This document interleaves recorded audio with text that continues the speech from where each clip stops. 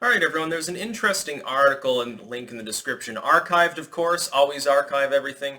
Talking actually about how Trump is absolutely destroying Biden when it comes to what at this point is the first digital election. Keep in mind, right now, because of social distancing and public gathering bans and stuff, because of the pandemic, there's really no active on-the-ground campaigning going on right now. Now, Trump, of course, has his bully pulpit, which the legacy media occasionally refuses to report on at all at this point. They usually don't even live televise his coronavirus updates, which I personally find disgusting. But Biden has been holding his little town hall chats, which I've seen a couple of, and they're, trust me, they're off the chain. They're definitely worth watching. And I find it funny because I think that the number of people who tune in live to Biden's town hall things is about similar to what Happy Homelands is getting. So, yes, Ramsey Paul and myself, we are as powerful as Joe Biden. That's not saying a huge deal, but, you can take it. It's still pretty good. But Joe's having problems because his crowd size, as far as the number of people that pay attention to him in the digital sort of thing, is so much lower. The Trump live streams, when Trump gives a speech, and it doesn't matter whether it's a rally, a town hall sort of thing, talking to the media, it's like a media report streamed live, he's getting like tens of thousands of people on the mainstream, sometimes more, watching him. Biden struggles to hit 2,000 or 3,000.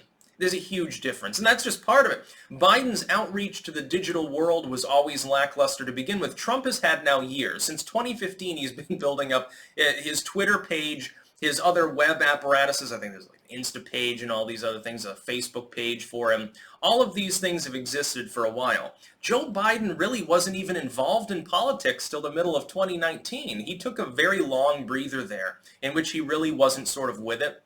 And he constantly, when asked, well, would you run for president again? Well, I don't know. My son died. Well, I don't know. My barisma, which everyone's forgotten about because of the pandemic. Very, very convenient for Joe Biden.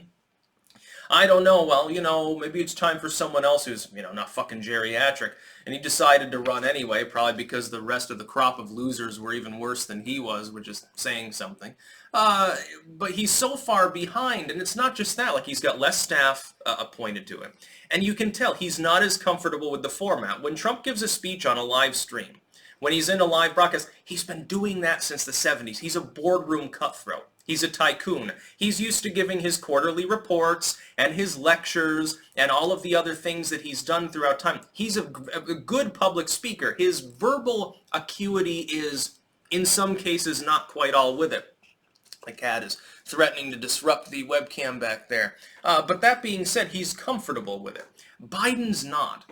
You can tell, like, the dude's he's just not all there at this point. You can tell sometimes when he's talking, he starts squinting a little bit more before he makes a mistake too. And I'm wondering if there's some sort of reason for that, like a physiological reason. Like he's furrowing his brow trying to think of what fucking words to put next because really he forgot because he's got dementia. I feel sorry for the dude though at this point. It's very funny, but it's sort of like, it's low-hanging fruit to make Joe Biden jokes. At some point, at some point it's arguably going to get old until the debates. Because then the jokes will write themselves. I can't wait to see Trump and Biden debating and to see, there might be a digital-only debate, by the way. Can you imagine the optics of it, number one? The uniqueness of it, number two, because this is the first time in U.S. politics that this sort of thing has happened during the election, causing such a situation. And there's always a lot of live campaigning, and Trump, by the way, is hegemonic when it comes to that sort of thing. He fills stadiums, and he gets people pumped up with rock music, and he comes out like he's in worldwide wrestling still, like he's still doing pageantry or wrestling or The Apprentice. He comes out there larger than life with his golden Donald Trump McDonald's-looking hair, and he whips the crowd into a frenzy. Joe Biden doesn't. He's a very standard politician, and a subpar one at that. Like the sort of vigorousness, the sort of charisma, the sort of energy you got with Obama when he was campaigning for re-election, and he had sort of, the luster had worn off a little bit at that point.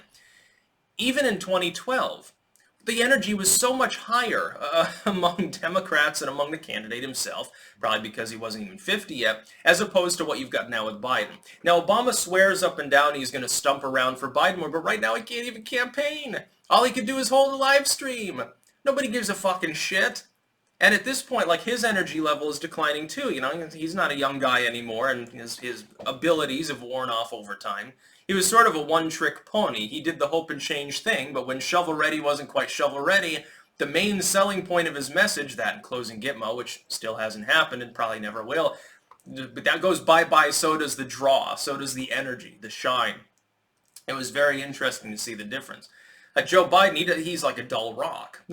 As far as his social media outreach, it's almost like he's somewhere down near Bloomberg. Remember, Bloomberg was having people contact saying, well, will you make a funny meme of Bloomberg? We like your work. We'll give you $1,000 or something like that.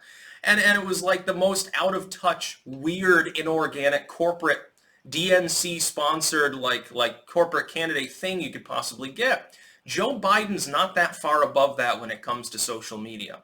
Even if you look at his tweets, like, they're not particularly well designed. They don't have the flair that Trump's does. Trump's tweets get 10 times more people interacting with them anyway. Now, supposedly the left is really fired up. They're so pissed at Trump. Turnout's going to be way high, by the way. We need to hashtag resist, orange man bad, hail communism.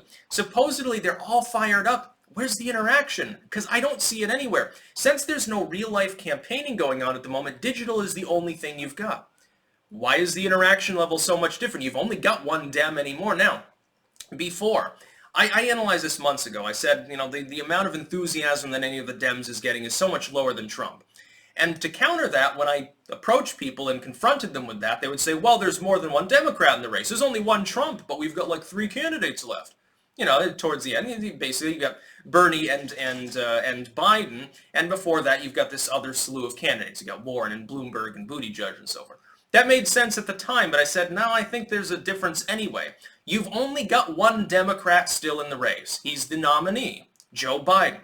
He's still getting 10-1, beaten over the head by Trump in engagement.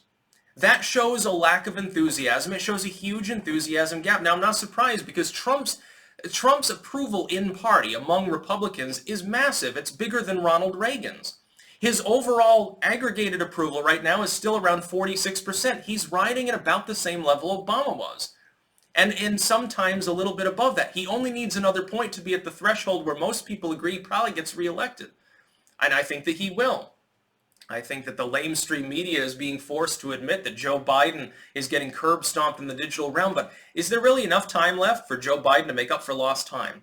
I don't think so. I don't think that he can really heal that damage. And Joe Biden's not the kind of dude who's really able to be there on camera and make his delivery work. He's verbally less adept than Trump is. Trump goes off the rails and sometimes says weird shit, but he's got the ability to at least formulate his thoughts in a general sense. Joe Biden's problem is that not only is he less exciting to listen to, not only is it that when he says weird shit, it's like mush-mouthed mumbo-jumbo. It's not like Trump will say something that's off-hinge. He'll say, like, you know, this other nation is filled with terrorists and they're all trying to kill us. It's like he'll say something that's, you know, hyperbolic, and it's funny. Joe Biden will say something and you don't even necessarily know what he's saying. And the only funny part is the fact that he thinks he's a credible candidate, the fact that people support him. And that's going to, I think, drag him down. When people say, well, Biden's 11 points ahead against Trump nationally. The number one, that's a single poll, not an aggregate, so screw you. Number two, that number is going to drop by Election Day. That's definite, or nearly definite. What number it drops by, of course, is different.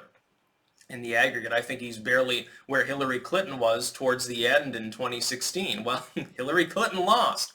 And Hillary Clinton had more enthusiasm behind her because of the glass ceiling side of her platform than Joe Biden will ever have. It's going to be so funny to see him try to capitalize upon his female VP pick, by the way. That's going to be really funny. It's funny when these stories say, well, Joe Biden's basically, he's already forming a cabinet and stuff. He's already expecting to win. I don't think so. I think that he's just preempting everything and putting his affairs in order to make it look like he's professional and presidential, because he knows every time that he has to speak online especially, he fucking fails. That's about all.